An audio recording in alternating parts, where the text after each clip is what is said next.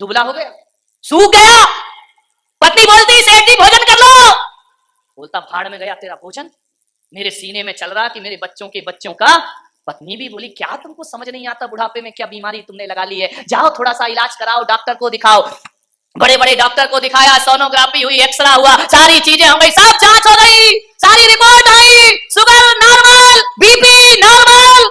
अरे बीपी भी normal, sugar भी नॉर्मल, सोनोग्राफी, सारी रिपोर्ट नॉर्मल। तो सेठ के लड़कों ने कहा कि पिताजी फिर तुमको हो क्या गया है? बड़े बड़े डॉक्टर को दिखाया, बंबई ले गए, बॉम्बे हॉस्पिटल ले गए, दिल्ली ले गए, अपोलो ले गए, वेदांता में ले गए, सब जगह दिखाया।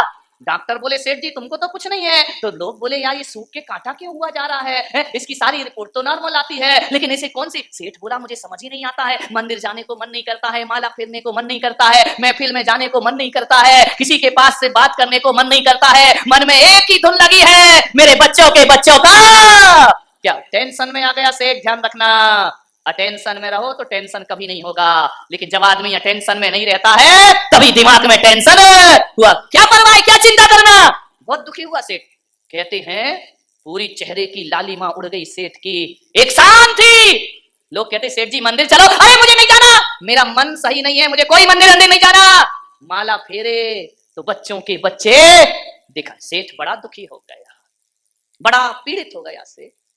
पूरे घर को चिंता हो गई कि यार ये बाबूजी को हो क्या गया है, ना खाने में मन लगता, ना कपड़े पहनने में मन लगता, ना किसी से हंसते हैं ना बोलते हैं, एक धुन उनको सवार हो गए।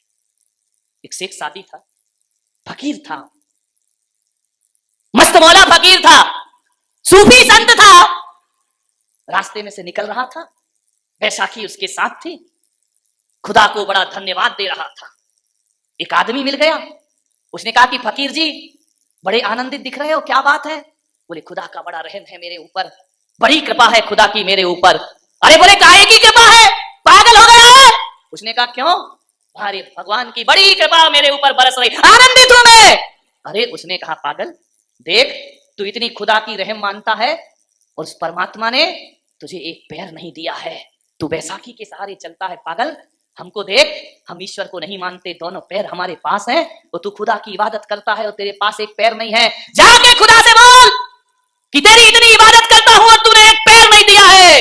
कहते हैं कि शेख सादी ने बैसाखियां फेंकी और एक पैर से नाचने लगा, आकाश में देखकर बड़ा, अरे बड़ा रहम है तेरा, बड़ी कृपा है तेरी। उस आदमी ने कहा ये पागल आदमी है, एक पैर नहीं है और नाच रहा है।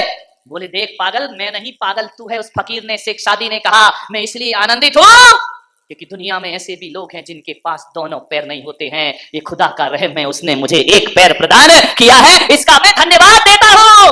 भगवान को कभी शिकायत नहीं करता, कम से कम उसने मुझे एक पैर तो दिया है, मुझ में खड़े होने की ताकत तो उस परमात्मा ने मुझे। ध्यान, सोच दो है, गिलास आधा भरा है, गिलास आधा खाली है, ध्यान रखिए, सोच का फर्क है। गिलास आधा भरा है, सकारात्मक सोच वाला होगा तो कहेगा गिलास आधा भरा है कि नवाब के पैरों की जूतियों में हीरे मोती जड़े हुए हैं और मुझे भगवान ने फटी जूतियां दी हैं। मैं गरीब हूं, 5 बार नमाज पढ़ता हूं, फटी जूती पहनता हूं, और ये नवाब जुम्मे के जुम्मे आता है, हीरे मोती की जूतियां पहनता है। ये नवाब बग्गी पे सवार होके आता है और मैं गरीब रहता हूं, 5 बार नमाज। अरे खुदा कुछ तो रहम कर मुझ पर, जो तेरी नमाज पढ़ता। अब मेरा नहीं तो कम से कम अपना तो ध्यान रख कि 5 बार नमाज करने वाले के पास फटी जूतियां हैं और नवाब के पास हीरे मोती की जूतियां हैं। इतना सोच ही रहा था, क्या देखता है वो फकीर, ये मस्जिद की सीढ़ियों पर एक आदमी चलते आ रहा है, हाथ के बल चढ़ते आ रहा है नमाज पढ़ने के लिए। उस आदमी ने देखा कि यार ये नमाज पढ़ने आ रहा है, उधर नवाब आ रहा है, इधर मैं बैठा हूं, मेरी फटी जूतियां इसके, और ये नवाब की हीरे मोती जड़ी जूतियां, और इसके पास तो दोनों पैर ही नहीं है। उस आदमी को लगा कि वाह रे खुदा तू बड़ा रहम करता है, क्योंकि ऐसे भी लोग हैं जिनके दोनों पैर नहीं, वो भी तेरे दर पे आते हैं। अरे कम से कम फटी जूती ही सही, तूने मुझे 2 पैर तो दिए हैं, मैं तुझे धन्यवाद प्रदान करता हूं, मैं तेरा आभार। 2 पैर तो दिए हैं, जूती नहीं मिली कोई बात नहीं, लेकिन इसके पास तो दोनों पैर भी। महिलाओं से मेरा निवेदन है, पड़ोसी का ऊंचा मकान मत देखो, उस पर दृष्टि मत डालो।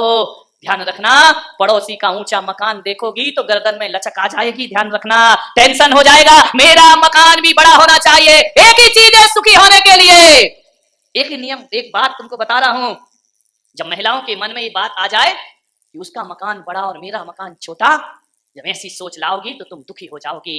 एक बात याद रखना, कभी अपने मकान को देखना और कभी फुटपाथ पर लेटे हुए व्यक्ति को देखना, तुम्हें लगेगा भगवान ने हमें बहुत कुछ प्रदान किया है, इससे ज्यादा हमें किसी और चीज की जरूरत नहीं। फुटपाथ पर जिंदगी गुजरती है, चार दीवार एक छत भी नहीं है, ऐसे लोग इस धरती पर जीते हैं। अपने पास कम से कम एक मकान तो दिया है। धन्यवाद दो भगवान को। 24 घंटे शिकायतों से मत भरिए, धन्यवाद देने की कला सीखिए।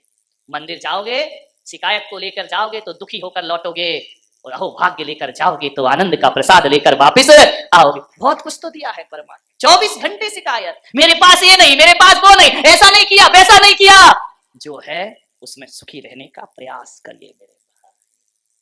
सेठ दुखी था, बहुत दुखी था बेचारा। एक बार उसे कोई व्यक्ति मिल गया, उसका मित्र मिल गया। उसके मित्र ने कहा कि सेठ जी, ये क्या हाल बना रखा है, कुछ लेते क्यों नहीं? सेठ ने कहा यार बहुत दवाई ली, कोई फायदा ही नहीं होता है। अरे ये क्या हाल है, कल तक बड़ी शान थी, आज सिर लटकाए घूम रहे हो, सूख के काटा हो गए, कुछ ले लो। सेठ ने कहा सब ले लिया। बोले पागल, बीमारी क्या है तुझे? बोले रिपोर्ट सब नॉर्मल है, तो ये हाल क्या है? ये बेचारा काम के बोझ का मारा, इसे पिलाओ हमदर्द का टॉनिक सिंकारा। बाहर एक ऐड आता था हमारे जमाने में टीवी पे, सिंकारा पीता था वो कांच फोड़ के प्रकट हो जाया करता था। मैंने कहा बाहर एक ढक्कन में कांच फोड़ दिया, पूरी बोतल पी ले तो दुनिया हिला के रख देगा। विचार कर, सेठ से कहा कुछ ले लो सेठ। सेठ ने कहा बहुत सा इलाज कराया यार, कुछ फायदा ही नहीं होता है। उस आदमी ने सलाह दी, मैं तेरा दोस्त हूं सेठ, मुझसे तेरी ये हालत देखी नहीं जाती, एक काम कर, अपने नगर में एक संत पधारे हैं, बड़े पहुंचे हुए हैं, जाओ उनसे इलाज करा ले। अरे सेठ ने कहा पागल हो गए, तेरा दिमाग खराब है, ये साधु संत भी इलाज करेंगे तो बारामती के सारे अस्पताल बंद हो जाएंगे, मेडिकलों में ताला लग जाए, ये साधु बाबा क्या करेंगे? बोले चला जा सेठ मेरा। अरे बोले मैं नहीं जाता, मेरा कोई विश्वास नहीं है साधु संतों पर। बोले विश्वास हो या ना हो, एक बार उनके पास तू। सेठ ने कहा यार ये महाराज लोग क्या कर देंगे? बोले यार चला जा, ध्यान रखना संत आपको कुछ दे या ना दे, ध्यान रखिए, संतों के पास जाने से आपको कोई लाभ ना हो तो कोई बात नहीं, लेकिन ये विश्वास दिलाता हूं आपको कोई हानि भी होने वाली नहीं है। संत आपको कुछ देगा नहीं तो संत आपसे कुछ लेने वाला भी। ऐसा करो सेठ चले जाओ, नुकसान क्या है? फायदा हो या ना हो, साधुओं के पास जाने में नुकसान कौन सा है? जाके अपनी व्यथा बताना। बोले यार तू कहता है तो मरता क्या नहीं करता, चला जाता हूं। चला गया वो संत के पास, सुबह सुबह उठ करके। दूर गांव के बाहर झोपड़ी बनी थी, क्या देखता है? झोपड़ी के बाहर एक 5 साल की बालिका आंगन में झाड़ू लगा रही है। सेठ पहुंचा, सेठ ने कहा बेटे अम्मा कहाँ है? संत के पास गया, संत ने कहा सेठ जी क्या बात है, क्या दिक्कत है? रोने लगा सेठ। संत ने कहा रोते क्यों हो, तुम्हारे पास तो सब है। बोले सब है महाराज, लेकिन बहुत दुखी हूं मैं। अरे सब होने के बाद दुखी हो? बोले बहुत दुखी हूं, बहुत पीड़ित हूं मैं। क्या हुआ सेठ, तेरे बच्चे नहीं हैं? अरे बच्चे हैं महाराज।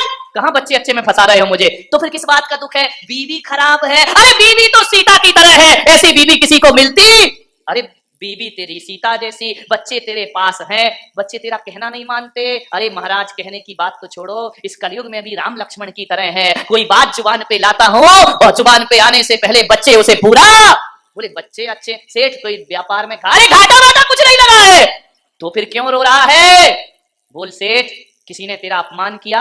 अरे बोले पूरे गांव में किसी की ताकत नहीं मेरा अपमान कर दे, नौकर भाग गए। अरे 20 नौकर है महाराज मेरे पास। संत ने कहा जब तेरी बीवी अच्छी, बच्चे अच्छे, बहुएं खराब है? अरे नहीं, इतनी अच्छी तो बेटियां नहीं होती जितनी अच्छी मेरी बहुएं हैं। अरे सेठ बहू अच्छी, बीवी अच्छी, बेटा अच्छा, दुकान चल रही है, फिर अब किस बात का टेंशन है? बोले एक बीमारी है महाराज, इलाज नहीं हो रहा कुछ है। संत ने कहा क्या इलाज है, बीमारी बता पहले। बोले महाराज यूं तो भगवान का दिया मेरे पास सब कुछ है, लेकिन एक टेंशन मेरे मन में है। क्या? बोल सेठ क्या बात है? सेठ ने कहा कि महाराज एक चिंता सता रही है। क्या चिंता है तुझे? सेठ को और चिंता, गरीब चिंता करे तो बात बनती है सेठ, तेरे पास तो सब कुछ है। अरे कुछ नहीं है महाराज, कहने को तो सब कुछ है, मगर हकीकत में देखो तो मेरे पास कुछ सेठ क्या बात है? बोले महाराज संत जी एक पीड़ा मेरे मन में है। मैंने मुनीमों से पूछा मेरे पास कितनी दौलत है? तो कितनी है सेठ जी? बोले इतनी है, मैं तो क्या मेरे बच्चे भी बैठकर खाएं तो कम पड़ने वाली। तो अब चिंता किस बात की है? अब चिंता तो यहीं से शुरू हो रही है महाराज। बोले क्या? बोले मेरे बच्चों के बच्चों का। संत ने कहा पागल सामान 100 बरस का फल की खबर नहीं, इतना सोचता है सेठ। बोले महाराज देखो ज्ञान व्यान बांटने की जरूरत नहीं है, मैं भी जानता हूं, लेकिन ये बताओ मेरी इस समस्या का समाधान हो। जब से ये चिंता लगी है किसी काम में मन नहीं लगता महाराज, न खाने में, न पीने में, न दुकान जाने में। जिंदगी ऐसी घबराहट हुई लगती है, मौत से डर लगता है कि वो आ गई तो मैंने अपने बच्चों के लिए कुछ भी। संत ने कहा चिंता मत कर, एक काम कर, तेरी इस बीमारी का हल मेरे पास है। बोले हल है? बोले हाँ। समय हो रहा है आपका, 5 मिनट में 10 बजने वाले, समाप्त करूंगा। बोले हल है मेरे पास। बोले क्या? बोले तेरे गांव के बाहर एक झोपड़ी है। सेठ ने कहा हाँ एक झोपड़ी तो है। बोले उसमें एक बुढ़िया रहती है। बोले हाँ उसमें एक बुढ़िया रहती है। बोले सेठ एक काम करना, एक थाली भोजन कल सुबह बुढ़िया को दे देना। एक थाली भोजन, तेरी 7 पीढ़ियों की व्यवस्था हो जाएगी एक थाली भोजन में। महाराज किसी तीर्थ पे कमरा अमरा बनवाना है तो बोलो, मैं बनवा दूंगा। अरे नहीं नहीं कोई टेंशन नहीं, कमरा अमरा नहीं चाहिए, कोई मूर्ति उर्ति रखवाना हो तो वो कर दूं। अरे सेठ छोड़िए सब बातें, एक थाली भोजन दे। बोले यार इतनी बड़ी बीमारी का इलाज एक थाली भोजन? बोले तू जा, मुझ पे विश्वास रख, दे देगा या नहीं? सेठ ने कहा मैं तो 1000 थाली दे सकता। बोले नहीं एक थाली भोजन देना बस। सुबह उठा सेठ, घर गया, सुबह उठा, सोने की थाली में भोजन लगाया, प्रातःकाल निकल पड़ा अपने घर से पैदल पैदल बुढ़िया की झोपड़ी में। वहां क्या देखता है, 5 साल की बच्ची झाड़ू लगा रही है। सेठ ने कहा बेटी अम्मा कहाँ है? उसने कहा आप कौन? बोले मैं नगर से सबसे धनी आदमी इस गांव का। बैठो, बैठने का समय नहीं बेटा, दुकान खोलना है। बच्ची ने देखा यार 80 साल का दुकान नहीं छूट रही इससे। बच्ची ने कहा एक काम करो सेठ जी, थोड़ा इंतजार करो। बोले अरे बेटा मेरे घर में अच्छे अच्छे इंतजार करते हैं और तू कह रही इंतजार करो। बोले सेठ जी जाना है तो जाओ। अरे सेठ को बड़ा धक्का लगा, एक 5 साल की बच्ची कह रही जाना है तो जाओ। बोले अम्मा का बुला। बोले मेरी अम्मा भगवान का भजन कर रही है, कीर्तन कर रही है। अरे बोले जाओ अम्मा से बोलो कि नगर सेठ आए हैं। बोले मेरी अम्मा ने कहा है कि ध्यान रखना जब मैं भजन करूं तो रामनाथ कोविंद भी आ जाए है तो मुझे उठाना मत, ध्यान रखना। मुझे कोई दिशा मोदी भी आ जाए तो भी मत उठाना, जब तक मेरा भजन पूरा ना हो जाए। करने दो लोगों को इंतजार। सेठ को लगा कि यार ऐसा कैसा भजन कर रही है भगवान का। सेठ ने कहा भाई महाराज ने कहा थोड़ा इंतजार करूं। 1 घंटे हो गए, 2 घंटे हो गए, सेठ पसीना पसीना हो गया।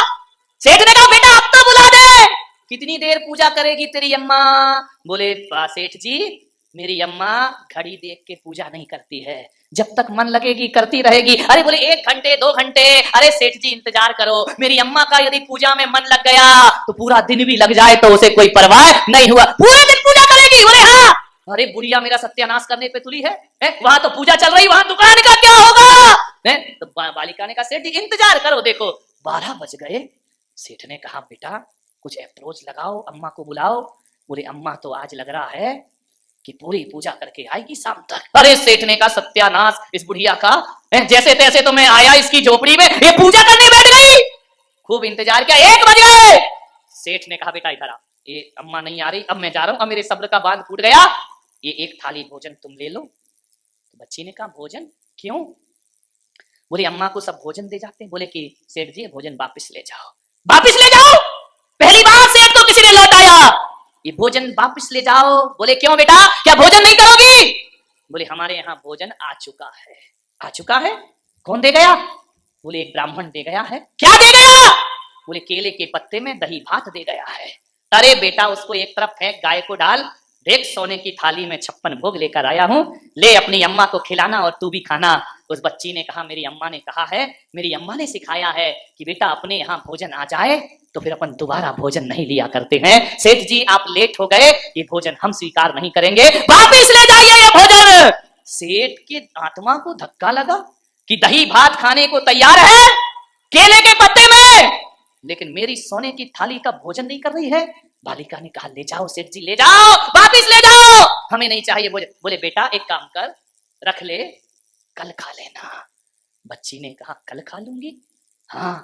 बोले नहीं सेठ जी, वापिस ले जाओ भोजन, मेरी अम्मा ने मुझे बताया है हम कल की चिंता नहीं किया करते हैं, हम आज में ही अपनी जिंदगी जिया कर, हमें कल की कोई परवाह नहीं है। बेटा कल नहीं आया ब्राह्मण भोजन देने तो? बोले नहीं सेठ जी, ध्यान रखना ये भगवान की बनाई प्रकृति है, हम कल की चिंता नहीं करते। अरे जो चोंच देता है वो दाना भी देता है, और जो प्यास देता है वो पानी भी दिया करता है, हमें कल की कोई परवाह नहीं है। माँ की गोद में आते ही बच्चा माँ के आंचल में दूध की व्यवस्था खुद करके लाता है, उसे करने की कोई जरूरत नहीं पड़ा।